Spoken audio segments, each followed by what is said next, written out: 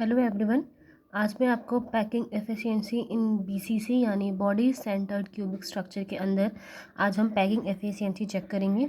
इसका previous video अगर आपने देखा होगा तो उसमें हम लोग ने बॉडी सेंटर्ड का जो फर्स्ट पार्ट है उसमें हमने देखा है about the packing efficiency in FCC. तो आज हम बात करेंगे इन पैकिंग एफिशिएंसी इन बीसीसी। तो उसके लिए पहले कि आपको पता है कि सबसे पहले तो हमें एक ऐसा क्यूब ड्रॉ करना है जिसमें हमें बॉडी सेंटर्ड लेटेस्ट पॉइंट दिखाई देगा, जो कि मैंने यहाँ पे पहले से ही ड्रॉ करके रखा है। मैंने यहाँ पर एक बॉडी सेंटर्ड क्यूबिक सेल्स बना रखा हुआ है। और आपको जैसे कि मैंने प्रीवियस वीडियो में बताया था कि जो एज लेंथ होगी हमारी, वो जो मैंने यहाँ पर एज लेंथ बनाई है, वो चाहे आपकी हाइट हो, चाहे ब्रेथ हो या फिर लेंथ हो, वो ऑलवेज़ क्या होगी, ए सेंटीमीटर। और उस हिसाब से जो वॉल्यूम निकलेगा आपकी किसी क्यूब का, वो क्या होगा, ए क्यूब। कैसे? लंबाई इंटू चौड़ाई इंटू ऊंचाई, यानी L into B into H. Okay, यहाँ तक आई थिंक कोई प्रॉब्लम नहीं होगी। सेम प्रोसेस हमने प्रीवियस में भी किया है।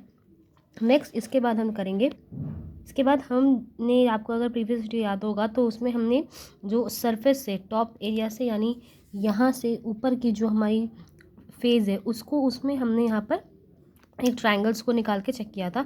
अगर हम इस ऊपर की फेस से इस क्यूब को देखें तो ये हमें कुछ इस तरीके से दिखाई देगा। ठीक है, यहाँ पर जो लेटेस्ट पॉइंट है मैं उनके यहाँ पे नाम रख रही हूँ। जैसे कि हमारा ये फर्स्ट स्ट्रक्चर, फर्स्ट पॉइंट, इसका नाम ए, ये हमारा ये लेटेस्ट पॉइंट है, इसको हम ए नाम देते हैं। नेक्स्ट बी और ये सी। मैंने सेम स्ट्रक्चर, ये जो सेम मैंने यहाँ पे लेटेस्ट पॉइंट को नाम दिए, मैंने यहाँ भी लिखे ए बी सी, ताकि आप क्लियर रहें कि हम किस सरफेस की बात कर रहे हैं। अब इसके बीच में मैं ट्रायंगल बनाती हूँ।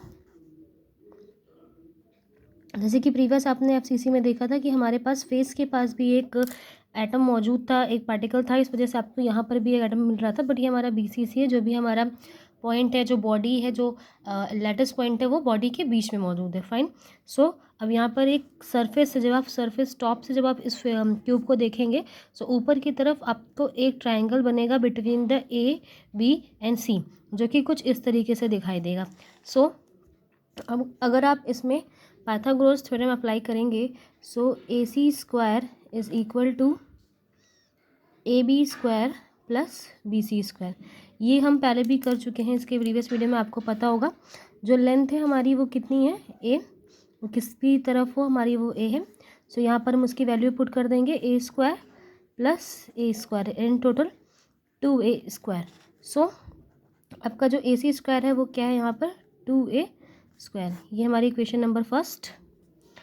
नेक्स्ट इसके बाद, अब क्योंकि हम यहाँ पर बॉडी सेंटर्ड की बात कर रहे हैं, तो हमें एक ऐसा भी ट्रायंगल बनाना पड़ेगा जिसमें हम अपने बॉडी सेंटर्ड को, जो बॉडी सेंटर्ड लेटेस्ट पॉइंट है, उसे भी हम इंक्लूड कर सकें।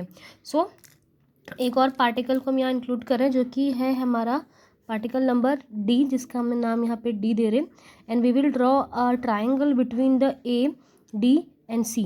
Okay, something it look like that, look like this, जैसे कि आपको यहाँ पे दिखाई देगा।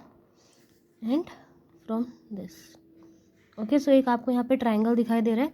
अगर मैं इस ट्रायंगल को अलग से बना दूँ तो वो कुछ इस तरह होगा। कुछ इस तरह का स्ट्रक्चर, एक ट्रायंगल आपको यहाँ पर देखने को मिलेगा। इसके पहले मैं आपको एक चीज़ बता देना चाहती हूँ कि अगर हम यहाँ पर ए डी की वैल्यू निकालना चाहें, जो कि आपको इस क्यूब में दिखाई दे रही होगी, ए डी की वैल्यू अगर हम निकालेंगे, वो वैल्यू हम किस तरह बनाएंगे। आपको मैंने प्रीवियस जैसे कि बताया था, जो कि आपके एटम होते हैं वो जस्ट कॉर्नर पे नहीं होते, वो एक स्फेयर होता है। वो कंप्लीट उसे कवर करता है। तो अगर हम इसे स्फेयर के फॉर्म में बनाएं तो वो ऐसे बनेगा। ओके, कुछ इस तरीके से पार्टिकल आपको दिखाई देंगे। ये आपका पार्टिकल ए, डी और ये सी, ये जो स्ट्रक्चर है उसी को मैंने यहाँ पर बनाया है। जस्ट जो हमारा जो स्फेयर को अगर मैं बड़ा कर दूँ तो ये कुछ इस तरीके से दिखाई देगा। आपको मैंने प्रीवियस वीडियो भी बताया कि जो रेडियस होगी स्फेयर की, the radius of sphere is R. Okay, radius of sphere is R, radius of sphere R है। तो वहाँ पर इसके हिसाब से यहाँ से यहाँ तक की दूरी वो भी हमारे लिए क्या होगी, स्मॉल आर। यहाँ से यहाँ तक की दूरी भी होगी स्मॉल आर, और यहाँ से यहाँ तक की दूरी भी स्मॉल आर। एंड ऑफकोर्स जो ये हमारा बीच का बॉडी सेंटर लेटेस्ट पॉइंट है, इसकी भी डिस्टेंस, अगर इसका मेन सेंटर पॉइंट ये है और इसकी भी डिस्टेंस यहाँ से आर एंड इन शॉर्ट, अगर इसका हम डायमीटर की बात करें तो हो जाएगा 2r।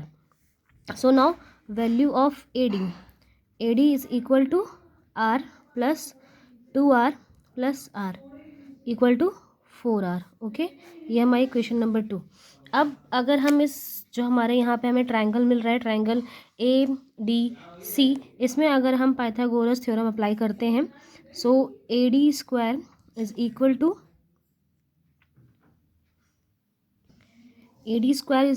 To AC square plus DC square. Okay, AC square की पहले से वैल्यू हमें पता है, जो कि हमारी इक्वेशन नंबर 1 में गिवन है, वो कि जो है हमारी 2A square. And DC square, DC क्या है, DC आपकी एक एज है, तो हमें पता है कि जो हमारी एज है उसकी लेंथ यहाँ पर कितनी दी हुई है, A दी हुई है। कोई भी हमारा एज लेंथ हो, उसका जो एज लेंथ है किसी भी साइड्स की, वो हमारी क्या है, A। सो हम यहाँ पे DC की वैल्यू कितनी रखेंगे, A स्क्वायर। सो ये टोटल वैल्यू कितनी होकर आएगी हमारी 3 स्क्वायर। जिसे हम AD को कुछ इस तरीके से भी लिख सकते हैं, AD is equal to 3A। Now we will put the value of AD from equation number 2। Equation number 2 में हमें जो AD की वैल्यू है वो कितनी आई है, 4R। So 4R is equal to √3A, and that is our equation number 3। So ये हमें इक्वेशन नंबर 3 यहाँ पे से मिली है, जहाँ से हम दो वैल्यू निकाल सकते हैं। पहले तो हम निकाल सकते हैं आपसे A की वैल्यू, जो कि होगी 4R अपॉन √3। ओके, दूसरा हम यहाँ से एक R की वैल्यू भी निकाल सकते हैं, जो कि होगी हमारी √3/4A। ओके, सो यहाँ से दो वैल्यू निकल सकती हैं, जो कि आपको पूछी जा सकती है about BCC centre, about the area, about the जो एज लेंथ निकलेगी वो लेंथ कितनी कैसे निकाल जा सकती है, and about the radius. Okay, so जैसे कि मैंने पहले भी आपको बताया कि हम कंप्लीट वॉल्यूम की बात कर रहे हैं, सिर्फ एक एज लेंथ की बात नहीं कर रहे। सो हम इसका क्या कर देंगे, क्यूब यहाँ पर करेंगे। सो टोटल वॉल्यूम, लास्ट जो पूरी क्यूब है, हम उसका टोटल वॉल्यूम निकालना चाहेंगे, तो वो क्या होगा, 4R होल क्यूब। ओके, √3 का होल क्यूब। फाइन। सो अब हम एक फॉर्मूला पुट करते हैं, जैसे कि आपने प्रीवियस वीडियो में देखा होगा कि पैकिंग एफिशिएंसी का एक फॉर्मूला पुट किया गया था, तो उस फॉर्मूले को हम यहाँ पर भी राइट करते हैं। सो ये मैंने फॉर्मूला यहाँ पे लिख दिया, packing efficiency is equal to volume occupy by the two sphere in the unit cell upon total volume of a unit cell multiply with 100। यहाँ पर मैंने 2 स्फीयर लिखा हुआ है, जैसे कि प्रीवियस वीडियो में बताया था कि वहाँ पे हम FCC की बात कर रहे थे, एंड FCC में जो टोटल नंबर ऑफ एटम्स होते हैं वो 4 होते हैं, इसलिए वहाँ पे जो फॉर्मूला है उसमें 4 मेंशन किया गया था। एंड BCC में टोटल नंबर ऑफ एटम कितने होते हैं, 2। ओके, नाउ सो उसके अकॉर्डिंग हम वैल्यू पुट करेंगे सबकी। सो 2, ये 2 क्यों लिख रहे हैं, because of their 2 sphere, that's why हम यहाँ पे 2 पुट कर रहे हैं। जो आपका Z इफेक्ट निकलता है, जो नंबर ऑफ एटम निकलते हैं वो हमें यहाँ पे लिखने होते हैं। Then after that the volume of a sphere 4/3 πr³ upon total volume जो यहाँ पे हमें निकल कर आया है, जो कि है हमारा, जो कि यहाँ पर लिखा हुआ है, वो है हमारा 4/r/√3 whole cube and multiply with 100। इसे हम फर्दर और सॉल्व करेंगे।